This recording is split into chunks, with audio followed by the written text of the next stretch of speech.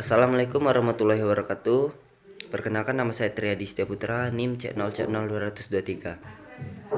Saya ingin mempresentasikan tentang biaya bahan baku. Unsur biaya yang membentuk harga pokok bahan baku yang dibeli.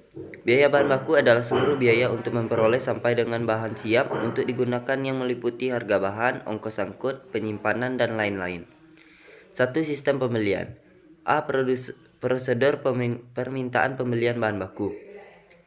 Jika persediaan bahan baku yang ada di gudang sudah mencapai jumlah tingkat minimum pemesanan kembali, bagian gudang kemudian membuat surat permintaan pembelian yang kemudian dikirimkan ke bagian pembelian.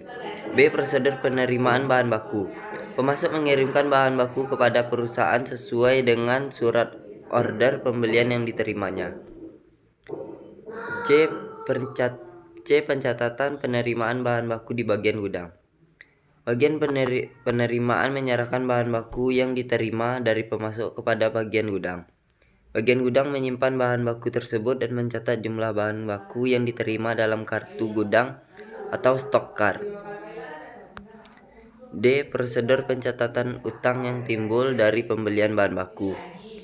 Bagian pembelian menerima faktur pembelian dari pemasok. Bagian pembelian memberikan tanda tangan di atas faktur pembelian sebagai tanda persetujuan bahwa faktur dapat dibayar karena pemasok telah memenuhi syarat-syarat pembelian yang ditentukan oleh perusahaan. Biaya yang diperhitungkan dalam harga pokok bahan baku yang dibeli. Semua biaya yang terjadi untuk memperoleh bahan baku dan untuk menempatkannya dalam keadaan siap untuk diolah merupakan unsur harga pokok bahan baku yang dibeli. Perlakuan terhadap biaya angkut ini dapat dibedakan sebagai berikut. A. Biaya angkut diperlakukan sebagai tambahan harga pokok bahan baku yang dibeli. Apabila angkutan diperlakukan sebagai tambahan harga pokok bahan baku yang dibeli, maka alokasi biaya angkutan kepada masing-masing jenis bahan baku yang dibeli dapat didasarkan pada 1. Perbandingan kuantitas tiap jenis bahan baku yang dibeli. 2. Perbandingan harga faktur tiap jenis bahan baku yang dibeli.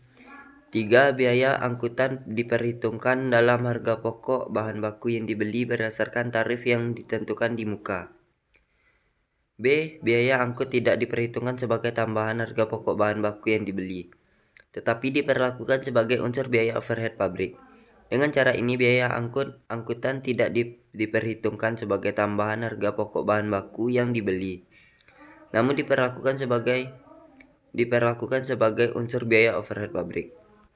Unsur biaya yang diperhitungkan dalam harga pokok bahan baku. Berbagai macam metode penentuan harga pokok bahan baku yang dipakai dalam produksi atau material costing method. Di antaranya adalah peramalan ekonomi. 1. Metode identifikasi khusus. Dalam metode ini, setiap jenis bahan baku yang ada di gudang harus diberi tanda harga pokok persatuan berapa bahan baku tersebut dibeli. Setiap pembelian bahan baku yang harga persatuannya berbeda dengan harga persatuan bahan baku yang sudah ada di gudang harus dipisahkan penyimpanannya dan diberi tanda pada harga berapa bahan baku tersebut dibeli.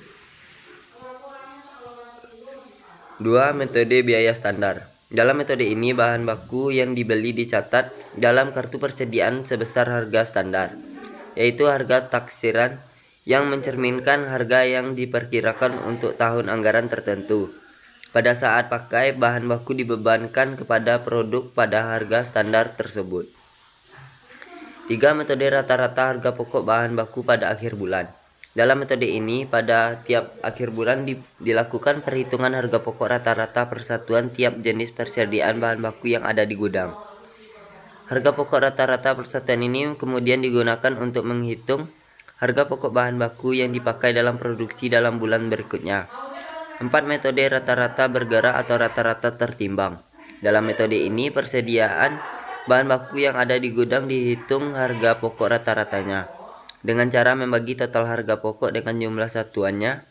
Setiap kali terjadi pembelian yang harga pokok persatuannya berbeda dengan harga pokok rata-rata pokok harga pokok rata-rata persediaan yang ada di gudang.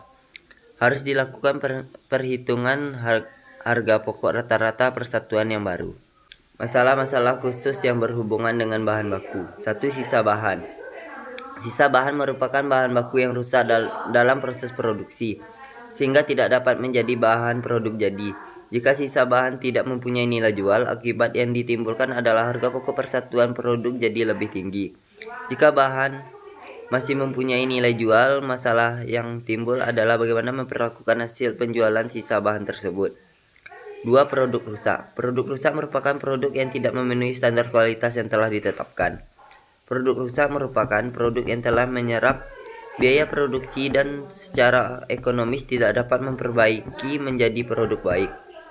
Perlakuan terhadap produk rusak sangat tergantung dari sifat dan penyebab terjadinya produk rusak, yaitu apabila penyebab terjadinya produk rusak adalah hal yang bersifat luar biasa, misalnya sulitnya proses produksi, maka harga pokok produk rusak akan dibebankan sebagai tambahan harga pokok produk yang baik dalam pesanan yang bersangkutan. B. Jika produk rusak merupakan hal yang normal terjadi dalam proses pengolahan produk, maka kerugian yang timbul sebagai akibat terjadinya produk rusak dibebankan kepada produk secara keseluruhan, dengan cara memperhitungkan kerugian tersebut di dalam tarif biaya overhead pabrik. 3. Produk cacat. Produk cacat adalah produk yang tidak memenuhi standar mutu yang telah ditentukan, tetapi dengan mengeluarkan biaya pengerjaan kembali untuk memperbaikinya, produk tersebut secara ekonomis dapat disempurnakan lagi menjadi produk jadi yang baik. Masalah yang timbul dalam produk cacat adalah bagaimana memperlakukan biaya tambahan untuk pengerjaan kembali produk cacat tersebut. Perlakuan terhadap biaya pengerjaan kembali produk cacat adalah mirip dengan produk rusak. Sekian presentasi dari saya. Jika ada kekurangan dan kesalahan baca atau kata, saya mohon maaf. Saya tutup dengan wabillahi taufiq wal hidayah. Wassalamualaikum warahmatullahi wabarakatuh.